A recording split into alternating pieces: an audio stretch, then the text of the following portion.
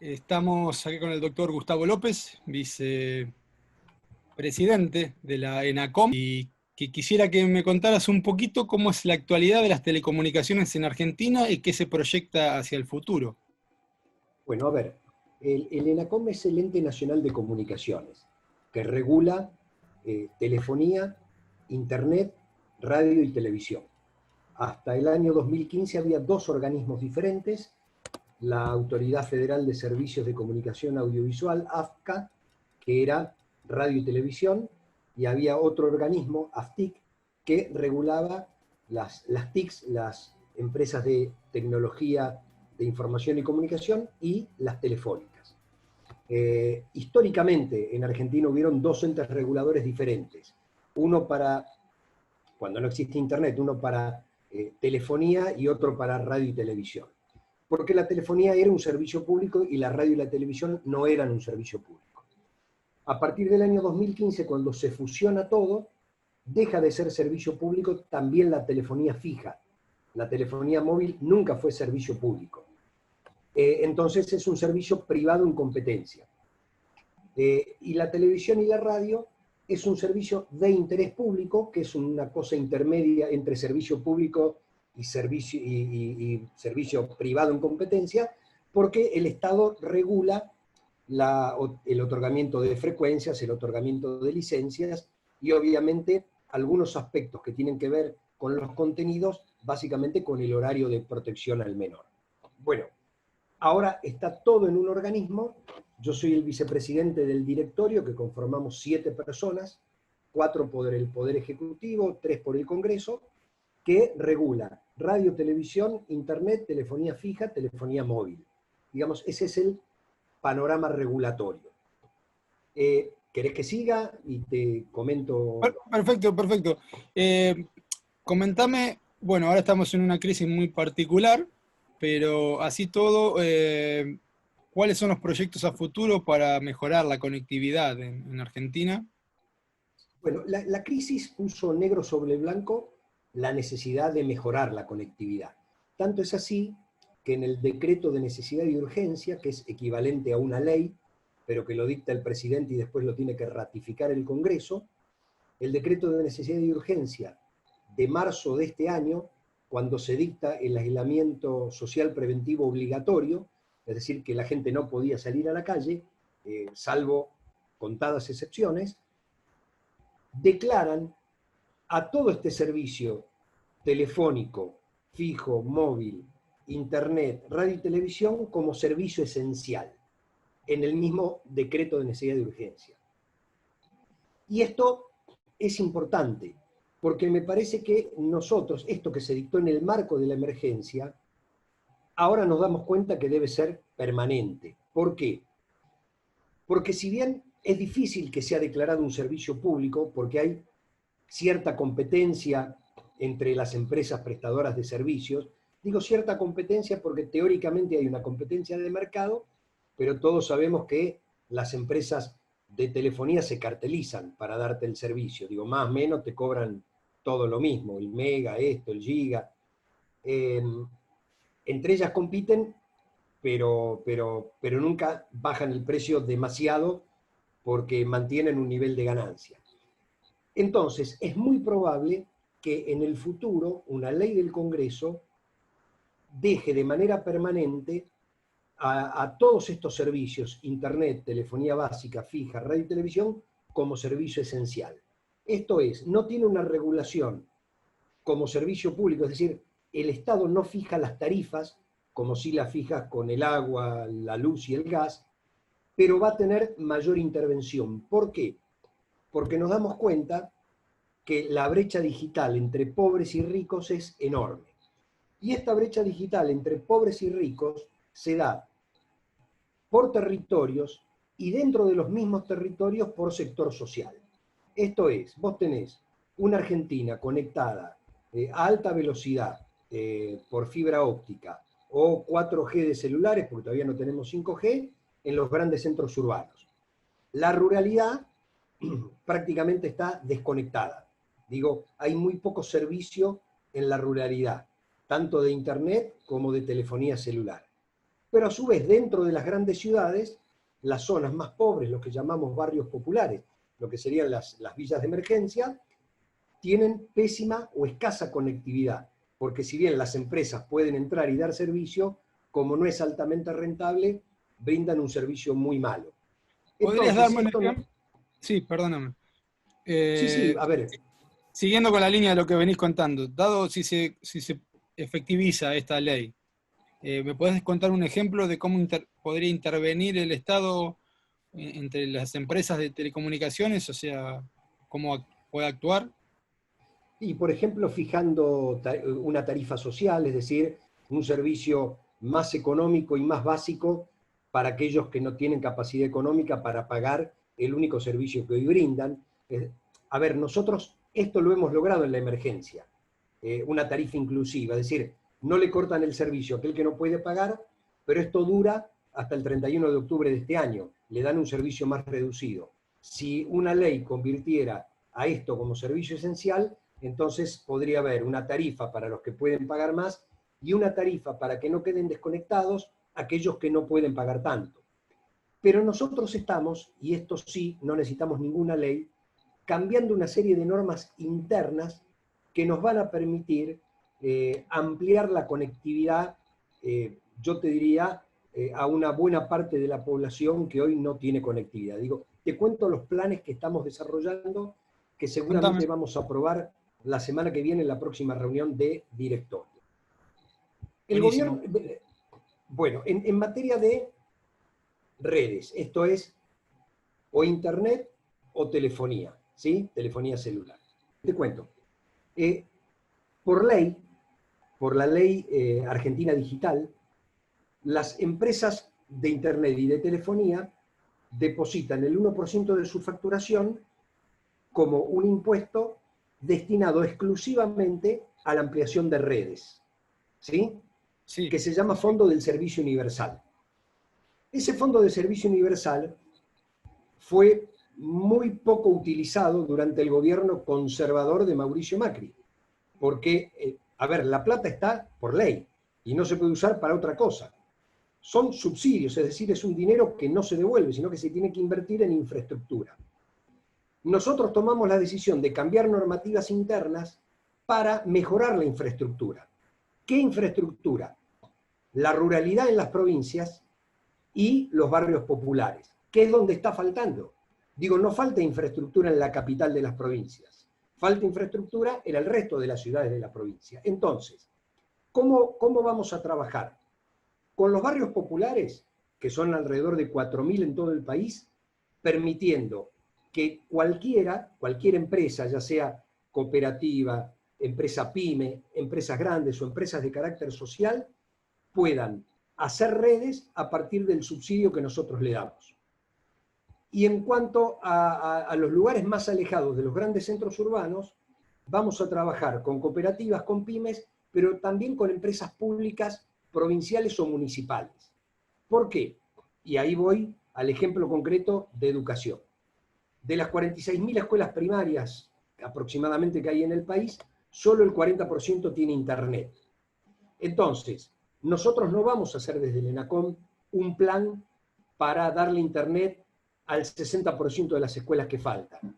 Estamos haciendo planes para que las provincias nos vengan a pedir estos adelantos no reembolsables para darle a todo el sector público provincial, escuelas, hospitales, seguridad, y entonces lo que necesita el Ministerio de Educación lo vamos a canalizar a través de empresas provinciales o municipales o pymes para que le den al sector público.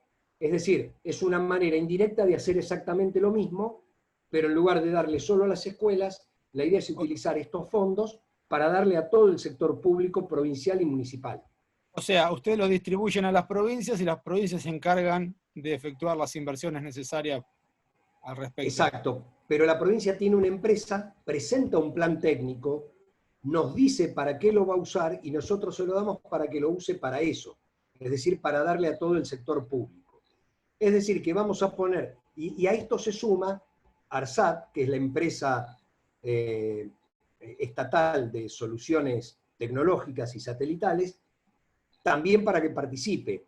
Si bien el dinero lo pone el ENACOM, porque es el ente recaudador, y es el que aprueba los planes de inversión, la obra no la hace el ENACOM, la obra la hace o la provincia con un proveedor privado o con un proveedor público, que en general es ARSAT. Es decir, lo que nosotros queremos es que a lo largo de los 3 años y medio que nos queden de gobierno, podamos darle conectividad a la mayor cantidad de poblaciones posibles en todo el país.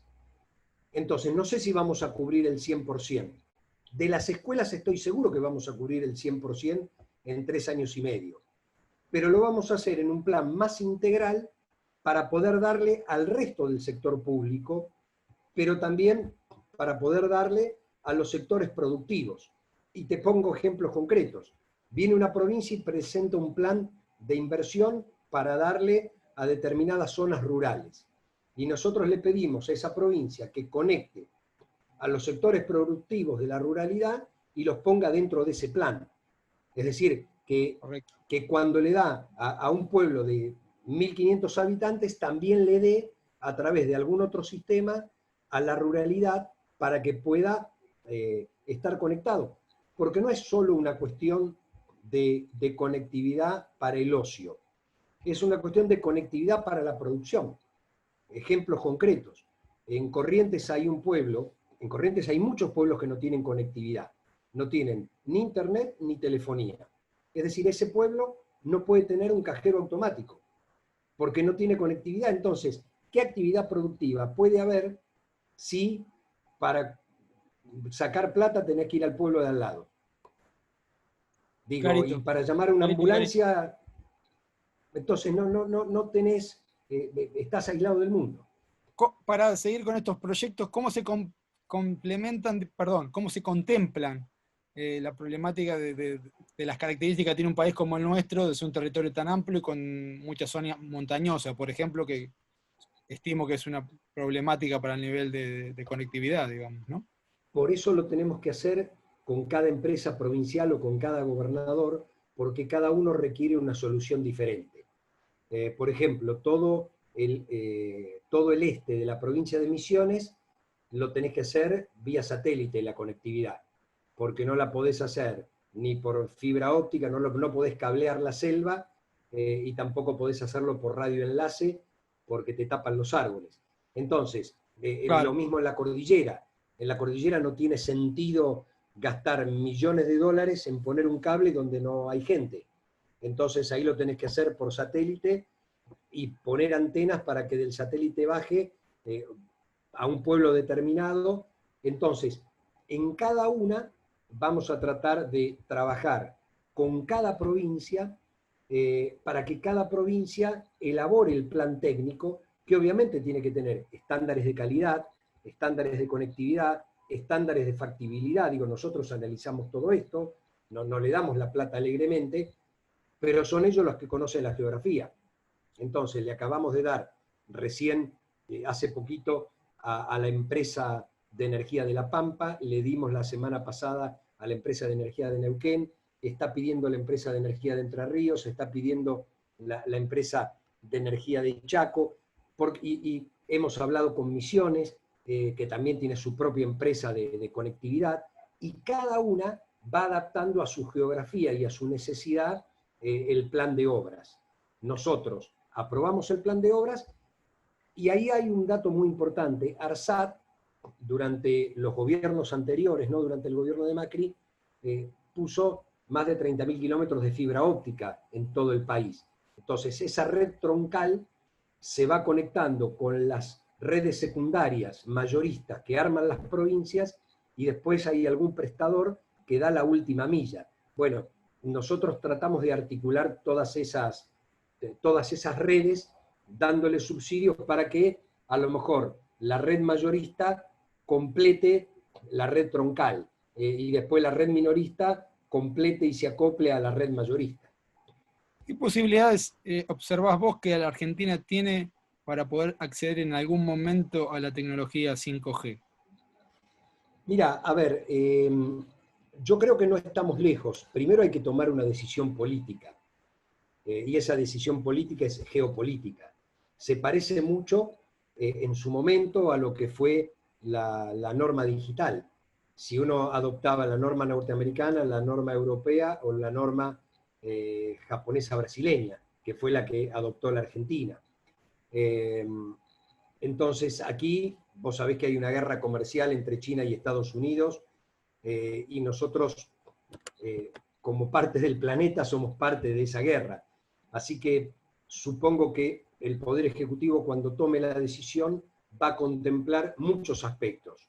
Un aspecto tecnológico, otro aspecto dentro de lo tecnológico, de cuál tecnología se aplica mejor a nuestro territorio, algún aspecto económico y otro aspecto político.